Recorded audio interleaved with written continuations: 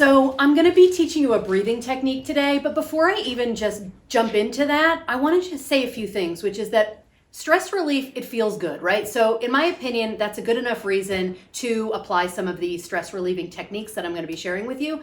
But also, we often fall into our stress response of fight, flight, or freeze, right? And I know most of us are familiar with fight or flight, but we also can fall into freeze, which is paralysis. So this exercise I'm going to be sharing with you today can gently help you shift out of that stress response so you feel better, but also so you can get more into what's known as elastic thinking, which is where creative problem solving takes place, whether that's in your business, in your life, anywhere that you could use some creative problem solving, which we could all use right about now.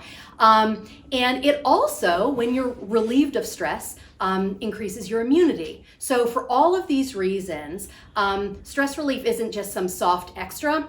It's not fluff. It's actually something that can have a very concrete impact on our lives, our well-being, and our businesses. So this breathing exercise I want to teach you today is called the oxytocin breath. And so I want you to stand with your feet probably hip width apart, and you're going to have your hands up like this, and you're going to feel completely ridiculous, okay? So if you need to bring anybody who's in your house with you into this room to do the exercise with you so you're not self-conscious, do that, or let them know you're going to be making some interesting vocalizations, because we're going to be inhaling and then shaking our hands and making a sound. Now, the reason we're going to be making the sound is that by vocalizing, you vibrate the vagus nerve, which runs top to bottom in your body. And when you're tense, it sends out this signal that you need to be stressed out. But when you make this vocalization, you start to vibrate that nerve, and it instead releases oxytocin, which is the cozy, home, everything's safe hormone. That's what we want to do. So the vocalization is really important. So stand with your feet hip width apart, kind of loosen your knees, loosen your hips a little bit, loosen your shoulders. Take a moment to just get settled in and grounded. You're going to raise your hands up like this, and then you're going to exhale fully. And we're going to do this 3 times. So you inhale, and as you exhale, you go, ha, and shake your hands, ha.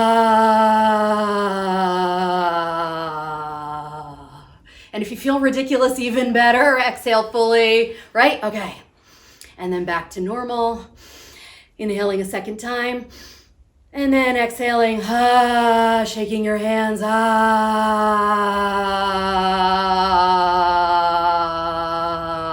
the way out.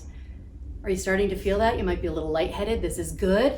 You're getting fresh oxygenation. And one last breath. So make sure all the air is out of your lungs. Inhaling one final time.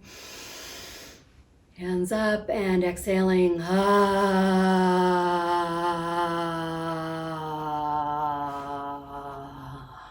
Are you already feeling more mellow?